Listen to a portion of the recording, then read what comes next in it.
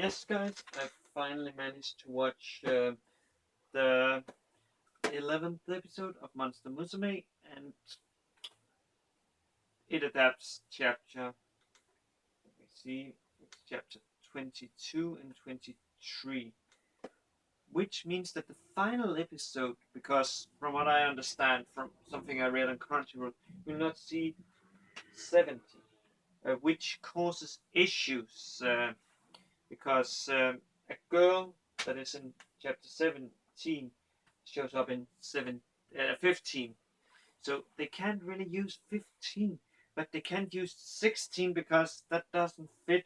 Basically, they are in a strange dilemma because of the way they have structured this thing. So they will most likely have to change the events in chapter 25. However, even if they do that and don't, let's see, then we have like 5 chapters that isn't being adapted, which means like 2.5 episodes, which means they most likely have to wait for a season two, or for more chapters to come out uh, until they can make a season two, because this is the latest volume and that only goes to 30. So yeah, you can see the problem. But let's talk about what happens in this episode, because yeah, it can be split up to two parts. We basically, let's see, the yeah, let me spoil the thing. There's two D's. There's two D's. There's the right of the first letter and the second letter. So we can split it up to the first D and the second D part. And here, let's take the first D part, which is really interesting because basically our MC, he is out on a date with the Munch girls, not double, because she didn't feel like it. Um, yeah, she didn't feel like it. So he is out on a date with them, and we learn some interesting stuff. We learn that Chio, she likes shopping like a normal girl, and also she is very sensitive about her height, and that she likes human clothes a lot, which causes issues because it doesn't fit her. So we actually also learned something new about our MC and about Mia, because Mia also likes to buy human clothes which doesn't fit her. So our MC needs to tailor it, basically. Like, I cannot recall the correct English terms. Basically, he changes it so it fits the girl. So he is good with you know, with needle and thread. Actually, I actually yeah, let's say like this. Our MC, he should be careful because he was almost boop assassinated by Tio, because he was so happy that she basically took him to his chest and then pressed him. And yeah, if it wasn't because Tio realized that what she was doing and got flustered, she would most likely have assassinated him. And now that I think about it, isn't there a movie that is called Boob Assassination or something? I'm pretty sure there is, but yeah. But enough about that. Yeah. Then we found out about something about Sambine, who is, yeah, she is basically held together by stings. Basically, when her stitches, not stings, stitches, yeah, when they like tear up because of you know, the the stitches, they of course tears as time goes on. She loses like her arm and stuff, and with our MC being good at stitching, he can stitch her together. And yeah, she of course is like, why isn't he weird out by this? So she she cuts the stitches between around her left tit and let it fall out, and it's actually looks funny in the anime because you just see a like something that could be silicone or something, but in the manga there's a nipple on, so that explains why the MC is like getting flustered about it. But still, even thought like Sabine takes off her blouse so he can sew it on. He still sew it on, and yeah, it's it's actually nice to see Sabine with some feeling, especially when he touches a part of her boob who she apparently can feel, because she says, "Why did I make a noise?" and getting red, and I wonder how can she get red, because isn't zombies dead, so their heart has stopped and it doesn't pump like blood around her veins and stuff. I really wonder. But then we learned something about Monaka, the mono something, the one-eyed girl, because she stands here and IMC stands here, and yeah, when he points that out to her, she basically like hits everything that's on the way, and she says that that's because she only has one eye, um, and have no depth perception. But that is a big lot of bullshit, because if I close my eye, I can see I have depth perception up to 40 kilometers per hour. I don't know what that is in miles, yards, or whatever crazy moon standard you guys uses. So I sadly can't that.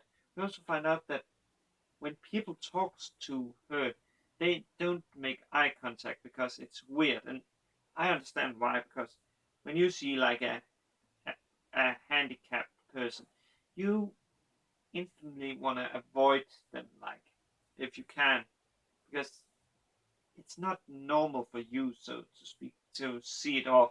If you work with them, of course it is, but you get my point. But she actually like feels a bit. That's why she has that hat who covers her eye, because people talk normally to her until they discover the thing with her eye. So she asked RMT to look at her, look towards her, and he looks at her, not away from her. And this flusters her, because she isn't used to being treated as a normal girl. And then, yeah, then D shows up. And then I'll say the way I don't know where Tio was hiding, but yeah, man, the way she basically threw uh, that machine, the soda machine, to stop D, and then yeah, it's interesting. Also, yeah, the D's identity, or the first D, is double. She did that because he didn't want to choose, so her and Mr. Smith came up with a plan who like forced him into choosing. But I wouldn't say like that the letter, the first letter, would I wouldn't say that was very nice worded to like getting a guy to choose a girl. And also, yeah, let's say the girls, the Munch girls, is of course a little angry on Double, but as he says, didn't you have a nice time? And they all agree that they haven't, because it's nice to be treated as a normal girl instead of a monster girl. And then at the end of this, should say chapter, we actually see the second D, which takes place in. That's nice. Really nice cover. Oh, not cover. Background. Yeah. Mm, mm. Not up. I better take that down. Else I get too focused on looking at Puppy. Yeah. But yeah, as I said, we meet the second D, the one that sent IMC the letter, and her name is Lala. It isn't said in this episode. I think it's first said in chapter 24. So yeah, and yeah, the way he meets her is that she basically like stops him with her scythe, and I don't know how he avoided getting his head chopped off, because it's very close. But he, being nice, takes her home, because yeah, you know how he is, RMC. And the girls, except for Sue and Arachnia, they they agree to help, and they're basically finding the head of Lala. And in case you wonder what species is Lala, I will save that for later because that will make the context flow better. Yeah, but they search, and we find out that Mia isn't good with gore and stuff because she passes out from seeing a mannequin head. So yeah, but our MC finds Lala's head, and her head is her personality is very interesting because she underneath she is like, I don't know really how to describe her. She's like a little clumsy, but her, shall we say, the personality she shows to the front is like a serious one. So it's different. And yeah, I must say, we are lucky that Sue was left at home because else the body of Lala would get more violated by Arachnia, Arachnia, yeah, who then who says that it's bizarre to violate the body when you can't see the reaction because of the missing head. And then when Sue violates her, he's actually very lucky that Pappy couldn't see so good in the dark, even with the light on her head, because else he may have been arrested or something by the police guy. Because standing with a severed head isn't like the nicest thing and not the easiest to explain.